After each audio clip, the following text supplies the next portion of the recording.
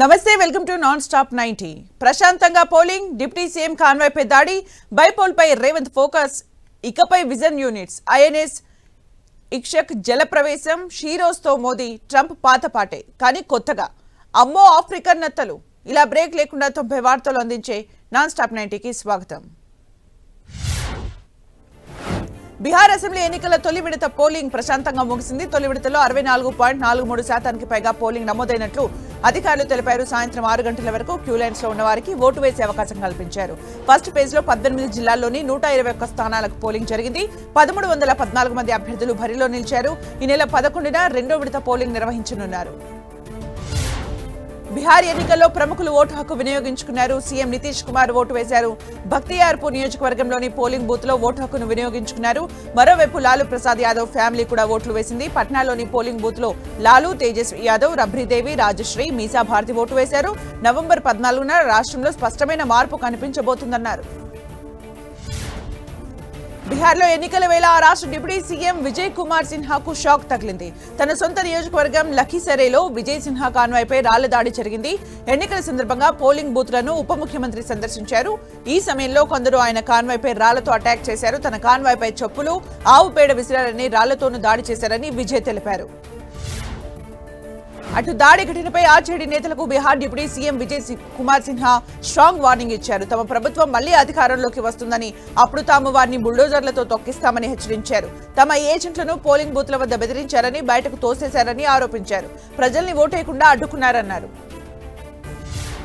Vijay Sinha car మీద దాడి ఘటనపై ఎన్నికల సంఘం స్పందించింది ఈ ఘటనపై వెంటనే చర్యలు తీసుకోవాలని భారత ఎన్నికల ప్రధాన కమిషనర్ జ్ఞానేష్ కుమార్ రాష్ట్ర డీజీపీని ఆదేశించినట్లు ఈసీ అధికారులు తెలిపారు బాధ్యులపై కఠిన చర్యలు తీసుకుంటామని చెప్పారు బిహార్ వ్యాప్తంగా జరిగిన తొలి విడత పోలింగ్ సరళిని కేంద్ర ఎన్నికల సంఘం పరిశీలించింది కేంద్ర ఎన్నికల ప్రధాన అధికారి జ్ఞానేష్ కుమార్ ఎన్నికల సరళిని పరిశీలించారు అధికారులకు తగు సూచనలు చేశారు ఎలాంటి ఇబ్బందులు లేకుండా చర్యలు తీసుకున్నారు బిహార్లో రెండో విడత ప్రచారం జోరందుకుంది ఇందులో భాగంగా పలు నియోజకవర్గాల్లో ప్రధాని మోదీ ప్రచారం నిర్వహించారు జంగిల్ రాజ్ పాలనలో అభివృద్ధి శూన్యమని ఆరోపించారు మళ్లీ ఆ రోజులు ఎవరూ కోరుకోవద్దని ప్రజలకు విజ్ఞప్తి చేశారు 1990 నుంచి 2005 వరకు దాదాపు 15 సంవత్సరాలు బిహార్ను నాశనం చేశారని విమర్శించారు ప్రజల్ని దారుణంగా దోచుకున్నారని ఆరోపించారు కాంగ్రెస్ అగ్రనేత రాహుల్ గాంధీపై కేంద్ర హోంమంత్రి అమిత్ షా విరుచుకుపడ్డారు బిహార్లో ఎన్నికల ప్రచారం నిర్వహించిన అమిత్ షా ఆర్మీ జవాన్ల కులం మతం గురించి తెలుసుకోవాలనే వ్యాఖ్యలకు రాహుల్ గాంధీ సిగ్గుపడాలన్నారు అక్రమ బంగ్లాదేశీ వలసదారులు ఉద్యోగాలు లాక్కుంటారని దేశ భద్రతకు ముప్పుగా మారారని ఆరోపించారు బిహార్ను చొరబాటు రహిత రాష్ట్రంగా ఎన్డీఏ ప్రభుత్వం మారుస్తుందని చెప్పారు ఓట్ల చోరీతోనే ఎన్నికల్లో బీజేపీ గెలుస్తోందని లోక్ సభ పక్ష నేత రాహుల్ గాంధీ ఆరోపించారు హర్యానాలో ఎలా గెలిచారో తాము ప్రపంచానికి చూపించామన్నారు ఈసారి ఓటు చోరీకి ప్రజలు అనుమతించొద్దని వ్యాఖ్యానించారు మోదీ ప్రభుత్వానికి ఈసీ సహకరిస్తోందన్న రాహుల్ గాంధీ రాజ్యాంగాన్ని రక్షించడం ప్రజల బాధ్యతన్నారు బిహార్లో మహాగఠబంధన్ గెలుస్తుందని ధీమా వ్యక్తం చేశారు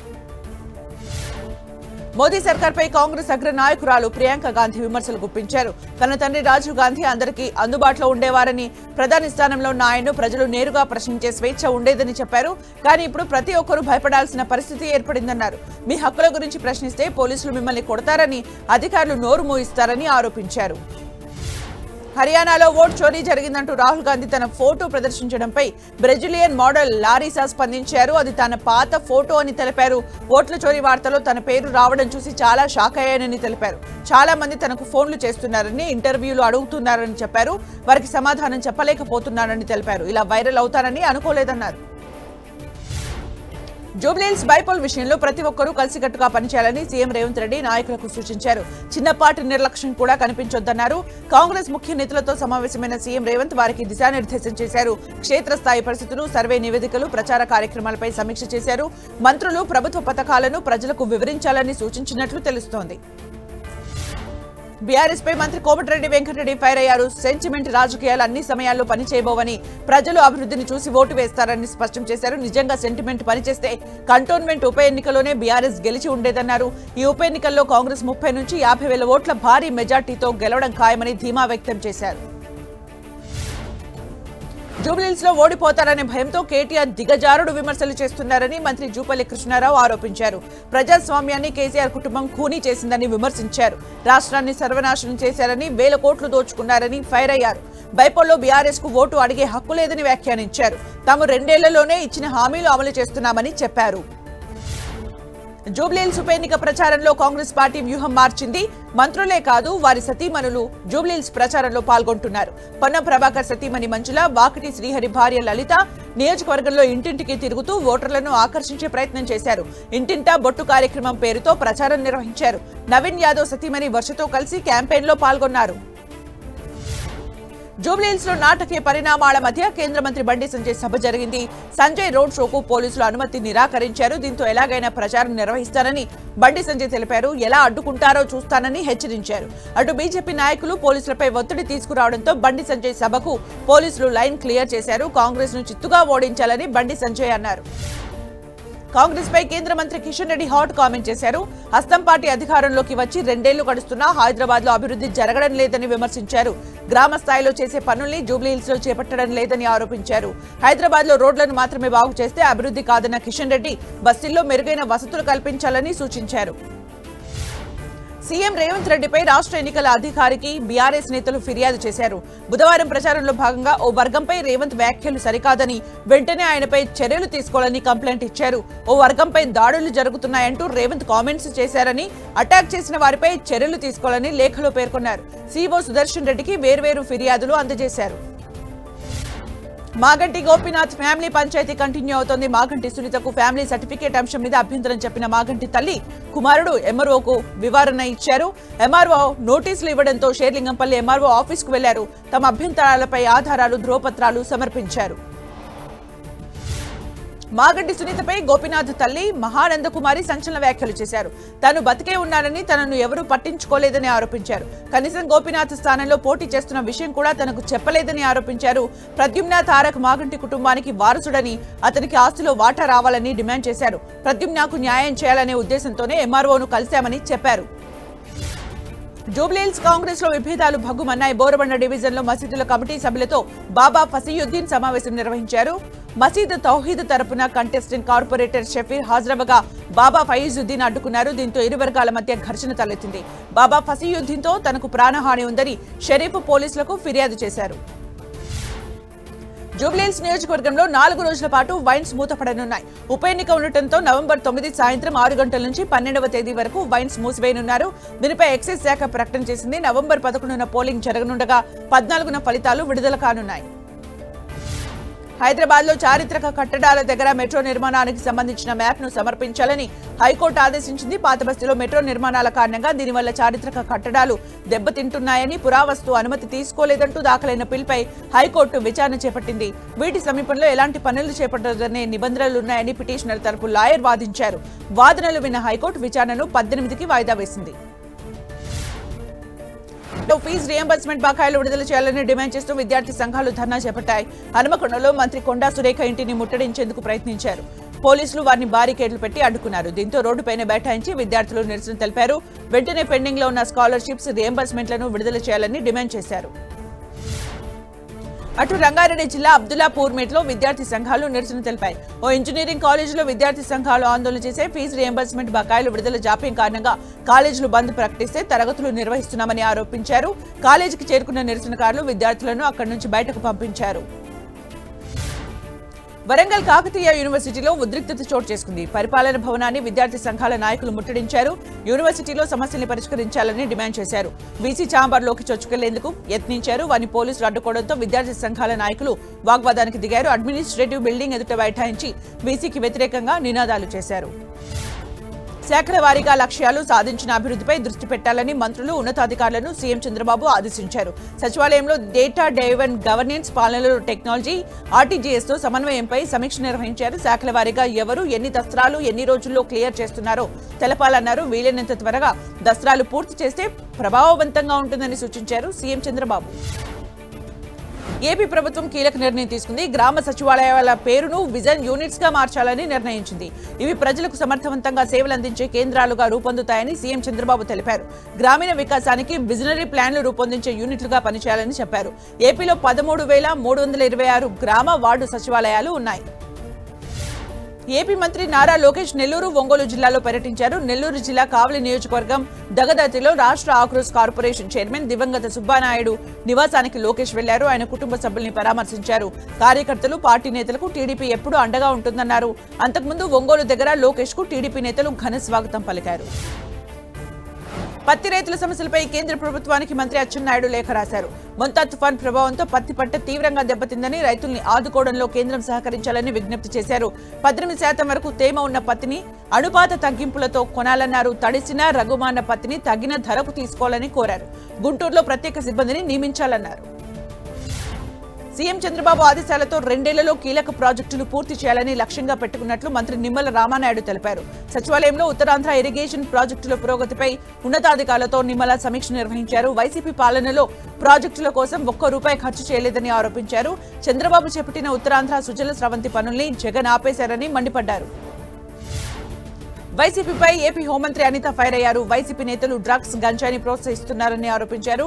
డ్రగ్స్ వద్దు బ్రో నినాదంతో పాఠశాల స్థాయి నుంచి చైతన్యం తీసుకొస్తున్నామని, అయితే వైసీపీ మాత్రం యువతకు గంజాయి అలవాటు చేస్తోందని మండిపడ్డారు. ఈ విషయంలో పిల్లల తల్లిదండ్రులు అప్రమత్తంగా ఉండాలని సూచించారు. మరోవైపు ఆడబిడ్డలపై తప్పుడు పోస్టులు పెడితే కేసు నమోదు చేస్తామని హెచ్చరించారు. ఏపీలో రైతులు, బీసీలపై మాట్లాడే అర్హత వైసీపీ అధినేత జగన్ కు లేదని మంత్రి సవిత అన్నారు. మంగళగిరిలో పర్యటించిన ఆమె రాష్ట్రంలో ఏ కుంభకోణం జరిగినా వాటి దారులు తాడేపల్లి ప్యాలెస్ కు చూపిస్తున్నాయని ఆరోపించారు. తుఫాన్ వచ్చినప్పుడు బెంగళూరులో దాక్కున్న జగన్ ప్రజలంతా సురక్షితంగా ఉన్న సమయంలో బయటకొచ్చి వారిని పరామర్శిస్తున్నారని ఎద్దేవా చేశారు. రైతు పరామర్శ పేరుతో జగన్ విన్యాసాలను చూసి ప్రజలు నవ్వుకుంటున్నారని మంత్రి సంధ్యారాణి విమర్శించారు. జగన్ మాట్లాడేటప్పుడు వాస్తవ పరిస్థితులపై అవగాహన పెంచుకుంటే మంచిదని హితవు పలికారు. రాష్ట్రానికి ప్రజలకు మేలు జరుగుతుంటే కుట్రలతో అడ్డుకోవాలని చూస్తారా అని ప్రశ్నించారు. ఈ నెల 14, 15 తేదీల్లో విశాఖ సదస్సుతో ఉత్తరాంధ్రకు ఎంతో మేలు జరుగుతుందని చెప్పారు. కూటమి ప్రభుత్వంపై వైసీపీ అధినేత జగన్ ఫైర్ అయ్యారు. ప్రభుత్వ మెడికల్ కాలేజీలను ప్రైవేట్ చేతుల్లోకి ఇస్తున్నారని మండిపడ్డారు. 3 ఏళ్లలో తాము 17 మెడికల్ కాలేజీలు ప్రారంభించామని, కానీ చంద్రబాబు ఒక్క కళాశాల తీసుకురాలేదన్నారు. ఇప్పుడు వాటిని ప్రైవేట్ వారికి అప్పగించాలనే ప్రయత్నం చేస్తున్నారని ఆరోపించారు. దీనికి వ్యతిరేకంగా ఈ నెల 12న ర్యాలీలు నిర్వహిస్తామన్నారు. కూటమి ప్రభుత్వంపై 2 ఏళ్లలోనే వ్యతిరేకత వచ్చిందని మాజీ మంత్రి పేర్ని నాని ఆరోపించారు. పెత్తందారి మనస్తత్వంతో చంద్రబాబు పాలన చేస్తున్నారని మండిపడ్డారు. లా అండ్ ఆర్డర్ గాడి తప్పుతుంటే ఏం చేస్తున్నారని ప్రశ్నించారు. దేవాలయాల్లో తొక్కిసలాటలు జరిగి 10ల సంఖ్యలో జనం చనిపోతుంటే మంత్రి లోకేష్ క్రికెట్ మ్యాచ్ చూసేందుకు వెళ్లారని ఆరోపించారు. 2029లో మళ్లీ తాము అధికారంలోకి వస్తామని పేర్ని నాని ధీమా వ్యక్తం చేశారు. తిరుమలలో సంచలనం సృష్టించిన పరకామణి చోరీ కేసులో సిఐడి అధికారులు దూకుడు పెంచారు. పరకామణి కమాండ్ కంట్రోల్ ను సిఐడి బృందం పరిశీలించింది. చోరీకి సంబంధించి సీసీటీవీ ఫుటేజ్ ను పరిశీలించి ఆధారాలు సేకరించామని సిఐడి డీజీ రవిశంకర్ అయ్యన్నార్ తెలిపారు. ఈ కేసుకు సంబంధించి పూర్తి నివేదికను డిసెంబర్ 2న హైకోర్టులో సమర్పిస్తామని తెలిపారు. ఏపీ వ్యాప్తంగా సబ్ రిజిస్ట్రార్ కార్యాలయాల్లో ఏసీబీ అధికారులు తనిఖీలు నిర్వహించారు. బుధవారం 12 ప్రాంతాల్లో తనిఖీలు నిర్వహించిన ఏసీబీ కొన్ని చోట్ల లెక్క చూపని నగదు ఉన్నట్లు గుర్తించింది. దీంతో గురువారం కూడా తనిఖీలు కొనసాగించారు. సబ్ రిజిస్ట్రార్ కార్యాలయాల్లో డాక్యుమెంట్లు పరిశీలించారు. డాక్యుమెంట్ రైటర్ల నుంచి నగదు పంపిణీ అవుతున్నట్లు ఏసీబీ గుర్తించింది. ప్రముఖ సింగర్ చిన్మయి శ్రీపాద హైదరాబాద్ పోలీసుల్ని ఆశ్రయించారు. సోషల్ మీడియాలో కొందరు వ్యక్తులు తనను, తన కుటుంబాన్ని టార్గెట్ గా చేసుకుని అసభ్య పదజాలంతో దూషిస్తున్నారని సిపి బీసీ సజ్జనార్ దృష్టికి తీసుకెళ్లారు. తాను ట్రోలింగ్ ను పట్టించుకోనని, కానీ ఈసారి తన పిల్లల్ని టార్గెట్ చేయడంతో ఆవేదనకు గురయ్యాయని ట్వీట్ చేశారు. చిన్మయి ఫిర్యాదుపై చర్యలు తీసుకుంటామని సజ్జనార్ తెలిపారు. ఆర్టీసీ బస్సుకు పెను ప్రమాదం తప్పింది. లింగపాలెం మండలం జూబ్లీనగర్ సమీపంలో ఆర్టీసీ బస్సు అదుపు తప్పి రోడ్ మార్జిన్ లోకి దూసుకెళ్లింది. దీంతో ప్రయాణికులు భయాందోళనకు గురయ్యారు. ఎవరికి ఎలాంటి గాయాలు కాకపోవడంతో ఊపిరి పీల్చుకున్నారు. జేసీబీ సాయంతో బస్సును బయటకు తీశారు. ప్రపంచ కప్ గెలిచిన భారత మహిళల జట్టు సభ్యులు ప్రధాని నరేంద్ర మోదీని కలిశారు. టీమిండియాను ప్రధాని మోదీ అభినందించారు. టోర్నీలో 3 మ్యాచ్ల్లో ఓడిపోయిన తర్వాత జట్టు పుంజుకున్న తీరును కొనియాడారు. ప్రతి ప్లేయర్తో ముచ్చటించారు. ఫైనల్ బంతిని హర్మన్ జేబులో వేసుకోవడం గురించి మోదీ అడగ్గా అదృష్టవశాత్తు బంతి తన దగ్గరకు వచ్చిందని, దాన్ని తన దగ్గరే పెట్టుకున్నానని హర్మన్ చెప్పారు. అటు టీమిండియా మహిళా క్రికెటర్లకు ప్రధాని మోదీ సూచనలు చేశారు. ఫిట్ ఇండియా సందేశాన్ని జనాల్లోకి తీసుకెళ్లాలని క్రికెటర్లను కోరారు. ఊబకాయ సమస్య పెరిగిపోతుండటంపై ఆందోళన వ్యక్తం చేశారు. పాఠశాలలకు వెళ్లి క్రీడలను ఎంచుకునేలా యువతకు ప్రోత్సహించాలని మోదీ సూచించారు. జట్టు సభ్యులంతా సంతకాలు చేసిన జెర్సీని కెప్టెన్ హర్మన్ ప్రీత్ ప్రధాని మోదీకి బహూకరించారు. ప్రధాని మోదీని cricketer Harleen Deol interesting question అడిగారు. మీ స్కిన్ ఎప్పుడూ మెరుస్తూ ఉంటుందని, దీని వెనక రహస్యమేంటో చెప్పాలని ప్రశ్నించారు. ఊహించని విధంగా ఎదురైన ప్రశ్నకు అంతా ఒక్కసారిగా నవ్వారు. ప్రధాని మోదీ కూడా చిరునవ్వుతో స్పందించి తాను వాటి గురించి ఆలోచించబోనని తెలిపారు. మధ్యలో కలగజేసుకున్న మరో ప్లేయర్ కోట్లాది మంది ప్రజల ప్రేమ వల్ల అని చెప్పారు. మరోవైపు హర్మన్ సేనే రాష్ట్రపతి ద్రౌపది ముర్మును కలిసింది. ఈ సందర్భంగా వరల్డ్ కప్ విశేషాలను ప్లేయర్లు ముర్ముతో పంచుకున్నారు. టీంకు శుభాకాంక్షలు తెలియజేసిన రాష్ట్రపతి భవిష్యత్తు తరాలకు రోల్ మోడల్ గా నిలిచారని కొనియాడారు. విభిన్న ప్రాంతాలు, సామాజిక నేపథ్యాలు, ప్రత్యేక పరిస్థితుల నుంచి వచ్చిన ప్లేయర్లంతా ఇండియాను ప్రతిబింబించారని ముర్ము ప్రశంసించారు. దేశ రక్షణలో సరికొత్త అధ్యాయం మొదలైంది. కేరళలోని కొచ్చిలో సదరన్ నేవల్ కమాండ్ లో ఐఎన్ఎస్ ఇక్షక్ జలప్రవేశం చేసింది. దీని ద్వారా సముద్ర సర్వే వ్యవస్థలో కీలక ముందడుగు పడింది. ఈ నౌకను గార్డెన్ రీచ్ షిప్ బిల్డర్స్ సంస్థ 80% స్వదేశీ పరిజ్ఞానంతో నిర్మించింది. ఇక్షక్ జలప్రవేశ కార్యక్రమానికి chief of naval staff admiral Dinesh K Tripathi హాజరయ్యారు. కర్ణాటకలో డిప్యూటీ సీఎం డీకే శివకుమార్ మరోసారి హాట్ కామెంట్ చేశారు. నవంబర్లో సీఎం మార్పు ఉంటుందనే ఊహాగానాలను కొట్టిపారేశారు. నవంబర్, డిసెంబర్లో విప్లవం ఉండదని, 2028లో కాంగ్రెస్ అధికారంలోకి వచ్చినప్పుడు మాత్రమే జరుగుతుందన్నారు. తాను పార్టీకి క్రమశిక్షణ కలిగిన సైనికుడినని, సీఎం సిద్ధరామయ్యతో కలిసి పార్టీ నిర్ణయాలకు కట్టుబడి ఉంటానని తెలిపారు. మంత్రివర్గ పునర్వ్యవస్థీకరణపై ఎలాంటి చర్చ జరగలేదన్నారు. కర్ణాటక హైకోర్టులో సిద్ధరామయ్య సర్కారుకు మరోసారి ఎదురు దెబ్బ తగిలింది. ప్రభుత్వ సంస్థల్లో ప్రైవేట్ కార్యకలాపాలను పరిమితం చేస్తూ ఇచ్చిన ఉత్తర్వులపై సింగిల్ బెంచ్ ఇచ్చిన స్టేను తొలగించేందుకు డివిజన్ బెంచ్ నిరాకరించింది. స్టే విషయంలో అదే బెంచ్ కు వెళ్లాలని సూచించింది. అయితే ఆర్ఎస్ఎస్ టార్గెట్ గానే ప్రభుత్వం ఇలాంటి ఉత్తర్వులు ఇచ్చిందనే విమర్శలు వస్తున్నాయి. తమిళనాడు కోయంబత్తూర్ అత్యాచార ఘటనపై ఎమ్మెల్యే ఈశ్వరన్ వ్యాఖ్యలు వివాదాస్పదమయ్యాయి. రాత్రిపూట ఆమె బయటకు ఎందుకు వెళ్లిందని ఈశ్వరన్ ప్రశ్నించారు. అర్ధరాత్రి పురుషుడితో కలిసి బయటకు వెళ్లడాన్ని సామాజిక పతనంగా అభివర్ణించారు. ఈ ఘటనలు నివారించడంలో సమాజం, తల్లిదండ్రుల పెంపకం కీలక పాత్ర పోషిస్తాయన్నారు. అయితే ఈశ్వరన్ తీరును బీజేపీ తీవ్రంగా ఖండించింది. ఆన్లైన్ బెట్టింగ్ యాప్ల ప్రమోషన్ కు సంబంధించి మనీ లాండరింగ్ కేసులో కీలక పరిణామం చోటు చేసుకుంది. మాజీ క్రికెటర్లు సురేష్ రైనా, శిఖర్ ధావన్లకు చెందిన ఆస్తులను ఈడీ అటాచ్ చేసింది. 11,14,00,000 విలువైన ఆస్తులను అటాచ్ చేసినట్లు అధికారులు తెలిపారు. మరోవైపు ఈ వ్యవహారానికి సంబంధించి మాజీ క్రికెటర్లు యువరాజ్ సింగ్, హర్భజన్ సింగ్ ను కూడా ఈడీ గతంలోనే విచారించింది. తమిళనాడు కాంచీపురంలోని వరదరాజు పెరుమాళ్ ఆలయంలో బంగారం తాపడాల మార్చారని ఆరోపణలు వస్తున్నాయి. కంచి ఆలయంలోని బంగారు, వెండి బలుల విగ్రహాల తాపడాలను మార్చినట్లు ఫిర్యాదు రావడంతో పోలీసులు దర్యాప్తు చేపట్టారు. తాపడాలను మార్చేసి వాటి స్థానంలో కొత్తవి ఏర్పాటు చేశారని శ్రీరంగానికి చెందిన రంగరాజ నరసింహ ఫిర్యాదు చేశారు. ఇప్పటికే ఆలయ ఈవో రాజ్యలక్ష్మిని పోలీసులు విచారించారు. ముంబైలో వ్యాపారవేత్తను నటి శిల్పా శెట్టి దంపతులు మోసం చేసిన కేసులో ట్విస్ట్ చోటు చేసుకుంది. నిధుల మళ్లింపులో 4 కీలక వ్యక్తుల్ని దర్యాప్తు బృందం గుర్తించింది. వారిని ప్రశ్నించేందుకు సమన్లు జారీ చేసినట్టు తెలిపింది. ఈ 4 ఉద్యోగులు కంపెనీలో ఉన్నత పదవుల్లో ఉన్నారని, ఒకరు ఇప్పటికే దర్యాప్తుకు హాజరయ్యారని అధికారులు చెప్పారు. డబ్బును కంపెనీ లావాదేవీల కోసం ఖర్చు చేశారా లేదా అనే అంశాన్ని పరిశీలిస్తున్నారు. ఛత్తీస్గఢ్లోని బిలాస్పూర్లో ఒకే ట్రాక్ పై 3 రైళ్లు రావడం భయాందోళనకు గురిచేసింది. లోకో పైలట్లు అప్రమత్తంగా వ్యవహరించి రైళ్లను నిలిపివేయడంతో పెను ప్రమాదం తప్పింది. ఇటీవల ఇదే రాష్ట్రంలో గూడ్స్ రైలును ప్రయాణికులు రైలు ఢీకొట్టింది. ఈ ఘటనలో లోకో పైలట్ సహా 11 మంది మృతి చెందారు. ఈ ప్రమాదం మరొక ముందే ఘటన చోటు చేసుకోవడం కలకలం రేపింది. ఢిల్లీలో వాయు కాలుష్యం ప్రమాదకరంగానే ఉంది. గాలి నాణ్యత సూచిక పేలవమైన కేటగిరీలో నమోదైంది. రాజధానిలో ఓవరాల్ AQI 309గా ఉన్నట్లు సెంట్రల్ పొల్యూషన్ కంట్రోల్ బోర్డు తెలిపింది. అలీపూర్, జహంగీర్పురి, వజీర్పూర్ ఈ 3 ప్రాంతాల్లో వాయు కాలుష్యం ప్రమాదకర స్థాయిలో ఉంది. నగరంలోని 39 ఎయిర్ మానిటరింగ్ స్టేషన్స్ లో గాలి నాణ్యత పూర్, వెరీ పూర్ మధ్య ఉంది. కేంద్ర మంత్రి నిర్మలా సీతారామన్ పై బ్యాంక్ యూనియన్లు మండిపడుతున్నాయి. ప్రభుత్వ రంగ బ్యాంకుల ప్రైవేటీకరణ అంశంపై ఆమె చేసిన వ్యాఖ్యలను తీవ్రంగా ఖండించాయి. దేశానికి ప్రభుత్వ రంగ బ్యాంకులు ఎంతో సేవ చేస్తున్నాయని, అలాంటి వాటిని ప్రైవేటీకరించాలన్న ఉద్దేశాలు మానుకోవాలని హితవు పలికాయి. మూలధన సాయం అందించి బ్యాంకులకు బలోపేతం చేయాలని డిమాండ్ చేశాయి. రిలయన్స్ గ్రూప్ చైర్మన్ అనిల్ అంబానీకి ఈడీ నుంచి మరోసారి సమన్లు జారీ అయ్యాయి. బ్యాంకు మోసం కేసు, మనీ లాండరింగ్ ఆరోపణలపై విచారించనుంది. నవంబర్ 14న విచారణ కోసం తమ కార్యాలయానికి హాజరు కావాలని ఆదేశించింది. స్టేట్ బ్యాంక్ ఆఫ్ ఇండియా నుంచి రుణం ఎగవేత, ఆ నిధుల తరలింపునకు సంబంధించిన మనీ లాండరింగ్ ఆరోపణలపై ప్రశ్నించనుంది. ఇప్పటికే 17,000 కోట్ల రుణ మోసాలకు సంబంధించి కేసులో విచారించింది. సావరిన్ గోల్డ్ బాండ్స్ మదుపర్లకు కనక వర్షం కురిపిస్తున్నాయి. 8 ఏళ్ల కాల వ్యవధితో జారీ చేసిన ఈ బాండ్లలో పెట్టుబడి పెట్టిన వారికి 316% ప్రతిఫలం లభించింది. గ్రాముకు 9,121 రూపాయల చొప్పున లాభం వచ్చింది. ఇటీవల బంగారం ధర అమాంతం పెరిగిన వేళ అప్పట్లో ఈ బాండ్లలో పెట్టుబడి పెట్టిన వారికి భారీ స్థాయిలో ప్రతిఫలం లభిస్తోంది. భారత్లోని గూగుల్ మ్యాప్స్ వినియోగదారుల కోసం కొత్త ఫీచర్లను ప్రకటించింది. వీటిలో జెమినీ ఏఐ ఫీచర్లు, వాయిస్ ఇంటరాక్షన్, సేఫ్టీ నోటిఫికేషన్లు, ట్రాఫిక్ అలర్ట్స్, ప్రమాద ప్రాంతాల హెచ్చరికలు, మెట్రో టికెట్ బుకింగ్ వంటి సౌకర్యాలు ఉన్నాయి. ఈ ఫీచర్లు ఇప్పటికే అమెరికాలో అందుబాటులోకి రాగా మరికొన్ని రోజుల్లో భారతీయ యూజర్లకు ఇవి అందుబాటులోకి రానున్నాయి. ఏసియాలో అత్యంత సంతోషకరమైన నగరంగా ముంబై నిలిచింది. టైమ్ అవుట్ నిర్వహించిన కొత్త సర్వే ప్రకారం 2025కు గాను ముంబై ఈ టైటిల్ ను గెలుచుకుంది. ముంబై నివాసితులు 94% మంది తమ నగరం ఆనందాన్ని ఇస్తుందని చెప్పారు. 89% తాము ఇంతకు ముందు నివసించిన ప్రాంతం కన్నా ముంబై సంతోషంగా ఉందని వెల్లడించారు. అభివృద్ధి చెందిన ఎంటర్టైన్మెంట్ ఇండస్ట్రీ, కెరీర్ అవకాశాలు, స్ట్రీట్ ఫుడ్ కల్చర్ నగరాన్ని టైటిల్ రేస్ లో ముందుంచింది. ఎయిర్ ఇండియాను సాంకేతిక సమస్యలు వెంటాడుతున్నాయి. ఇప్పుడు చెక్ ఇన్ వ్యవస్థలో ఇబ్బందులు ఎదురయ్యాయి. ఢిల్లీ సహా పలు ఎయిర్పోర్టులో సమస్యలు వచ్చాయి. థర్డ్ పార్టీ నెట్వర్క్ కనెక్టివిటీలో సాంకేతిక సమస్యలు ఉన్నట్లు ఎయిర్ ఇండియా ఎక్స్లో వెల్లడించింది. వీటిని సరిచేస్తున్నామని తెలిపింది.